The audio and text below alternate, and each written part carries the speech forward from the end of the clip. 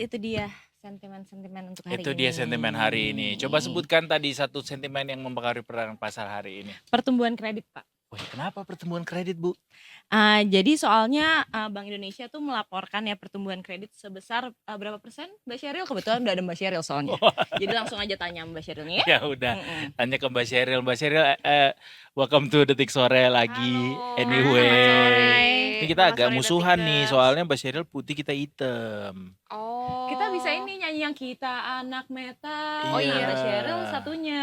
Mental. Mbak Sheryl yang geleng-geleng. Aduh. Oh iya bisa ya. Bisa. Anak metal lawannya Pusing anak dong apa? geleng-geleng. Anak dugem. dugem. Oh iya. Bisa. Oh bisa jadi Kita anak anak dugem. dugem Iya. gitu. Coba ya, kita Iya. metal Iya, iya. terus Mbak Sherylnya geleng-geleng ya. Geleng-geleng ya. Ya udah, oke. Yuk, Dimulai ya. Dua. Mbak Sheryl siap-siap. 1, 2, 3. Tiga. Tal.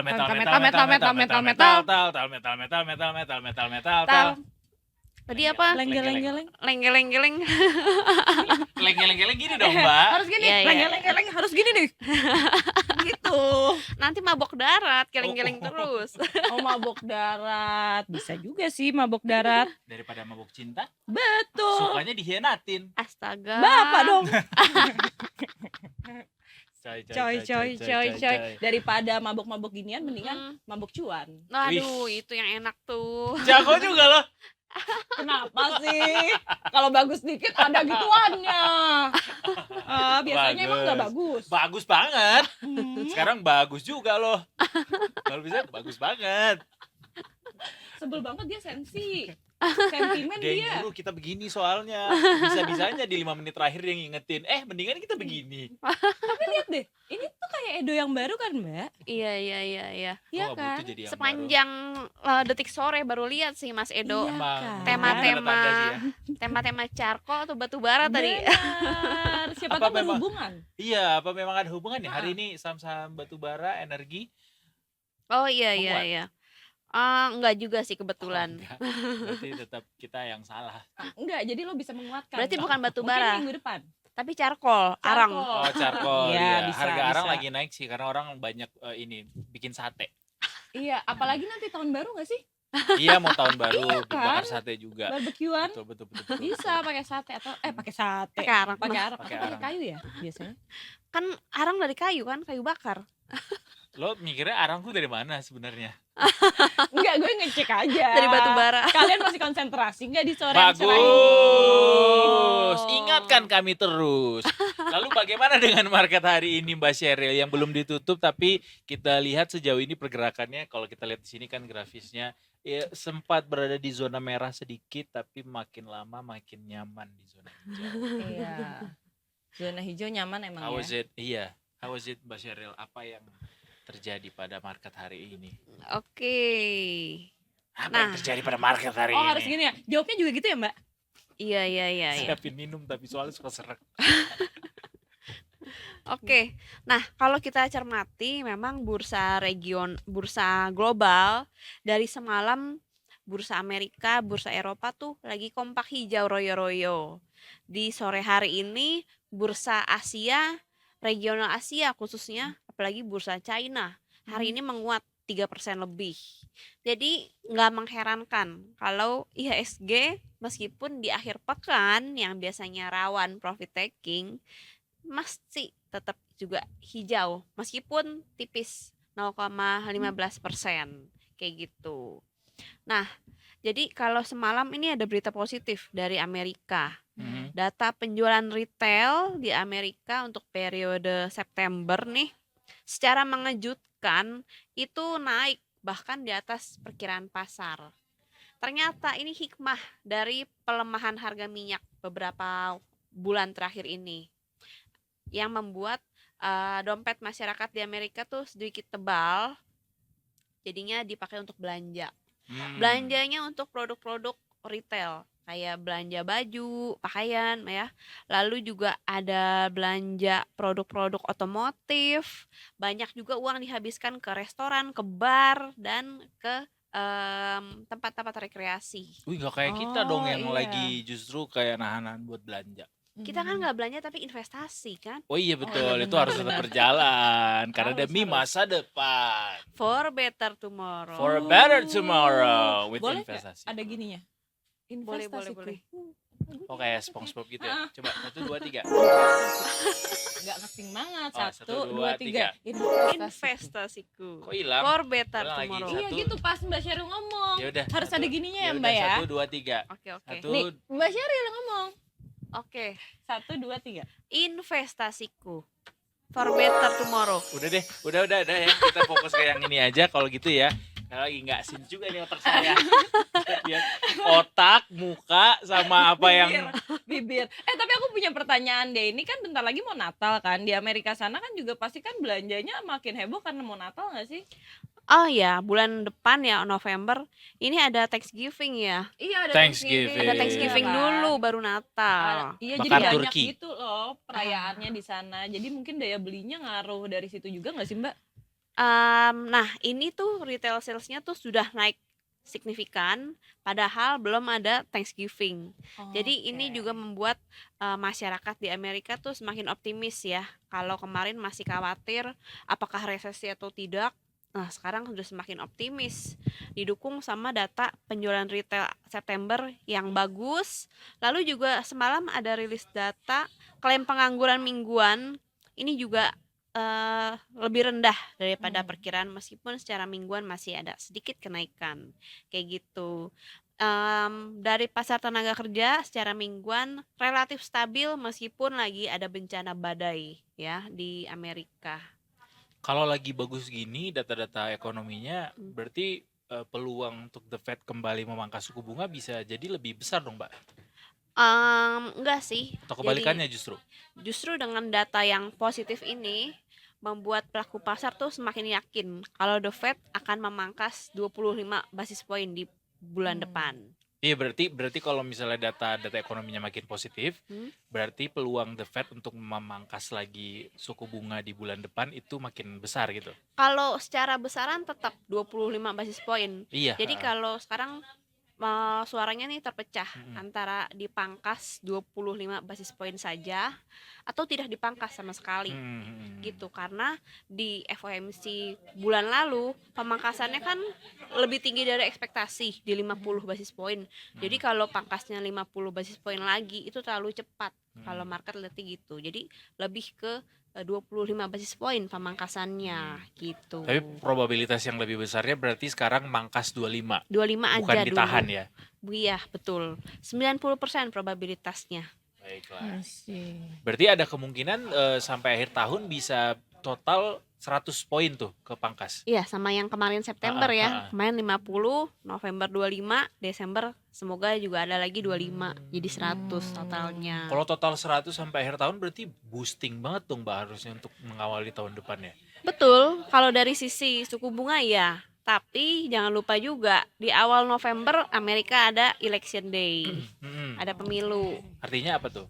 Nah, itu juga bisa membuat market was-was. Oh gitu. Akan kebijakan yang sesuai pemerintahan barunya nanti seperti apa. Karena Wait and see suaranya ya juga jadinya masih ya. tipis-tipis nih, kayak gitu. Apalagi ini kaitannya juga sama China gitu ya. Dan berdasarkan data yang ada, ternyata China tuh punya kontribusi yang besar nih sama perekonomian, pertumbuhan ekonomi global. Pengaruhnya tuh sampai ke 20%. Sedangkan Amerika ternyata hanya 11%. Nah, lalu kita lihat juga ini data dari IMF loh teman-teman. Makanya kalau misalnya yang terpilih justru Donald Trump, nah itu dia masyarakat dunia nih khawatir kalau Amerika sama China akan kembali bersiteru soal konflik perang dagangnya. Kayak gitu. Ya lagi-lagi ya selalu ada sih kalau misalnya nanti Trump yang kepilih akan ada positive side-nya kayak gini, negative side-nya kayak gini. Betul. Semuanya Kamala ada juga positif, begitu. negatifnya. By the way, kita udah jam 4 nih, geng. Oke. Jam 4 lewat nih. Marilah Iya, kita iya, bacakan iya. penutupan ISG di akhir pekan ini ya, hari Jumat ini. Yes. ISG ditutup di level 7.760 atau naik 25 poin, sekitar 0,32%. Akhirnya meski ini masih lebih rendah dari angka pas pembukaan tadi ya. Tadi sempat ke level 7.790. Gimana Mbak ngelihat akhir pekan orang justru masih bisa mempertahankan dengan daya beli yang cukup kencang gitu di Mm-mm. pasar modal dengan membuat ISG berhasil mendarat di zona hijau. Mm-mm. Kemarin kita sempat tuh kayaknya ada potensi buat pelemahan. Apa yang membuat ISG hari ini justru lebih confidence untuk belanja? Oke, kalau dari global kita udah bahas tadi sentimennya ada dari Amerika yang data penjualan retailnya bagus sehingga mengecilkan peluang resesi. Lalu dari ECB, Bank Sentral Eropa ternyata benar memangkas suku bunga. Lalu kalau dari domestik, nah karena hari tanggal 20 hari Minggu ya, hari Minggu betul ya. Ini kan ada pengumuman pelantikan ya Pelantikan dari presiden. Pak Prabowo sebagai presiden terpilih. Lalu tanggal 21-nya pagi direncanakan akan ada pengumuman kabinet baru, anggotanya siapa aja nih menterinya. Nah, jadi kelihatannya pelaku pasar nih nggak mau sampai ketinggalan momentum. Jadi nggak mau sampai ternyata tanggal 21 hari Senin marketnya gap up tapi belum bertransaksi, belum punya barang ibaratnya. Makanya meskipun akhir pekan buru-buru deh diborong karena ini kelihatan juga dari nilai transaksi yang besar baik dari secara value maupun frekuensi transaksi yang tinggi di atas rata-rata harian biasanya. Iya benar 11,4 triliun ya. Nah, masih ongoing juga nih di pasar nego ya. Regional juga semuanya hijau ya hari ini Mbak ternyata. Tokyo, Hong Kong, Shanghai, Singapura kompak hijau. Betul ya. Jadi tadi pagi ada pengumuman dari China yang mengumumkan stimulus ya terkait pasar modalnya seperti itu. Tapi hal ini sebenarnya pro kontra ya. Meskipun itu meningkatkan likuiditas di pasar modalnya di pasar modalnya China, ya terkait juga ke negara-negara sekitar seperti Hong Kong, seperti Taiwan dan Jepang. Tapi sebenarnya ini jadi pro kontra di pandangannya pelaku pasar. Karena sebenarnya tahun 2014-2015 pemerintah China juga pernah mengeluarkan stimulus serupa untuk memboost ekonomi, dia boost lah stimulus untuk pasar modalnya. Tapi justru sahamnya itu naik signifikan di tahun 2015 tuh di Januari sampai Juninya hanya 6 bulan itu indeksnya udah naik 60%. Oh iya. Signifikan banget gitu ya. Sedangkan biasanya indeks kayak IHSG lah contohnya ya. Itu naiknya paling berapa sih 5% setahun. Benar. 10% tuh setahun. Kalau ini 60% dalam 6 bulan. 6 bulan. Berarti kalau di rata-rata sebulan 10% gitu. Akhirnya di bulan Juli turunlah 30% sebulan. Jadi nah itu dia, kalau di bursa China sudah lumayan terkenal dengan kondisi pasarnya yang roller coaster. Sangat volatil ya. Sangat volatile gitu. Ya memang dalam jangka pendek bagus, meningkatkan likuiditas, memberikan sentimen positif untuk ekonomi dan indeks sahamnya jadi pada rally.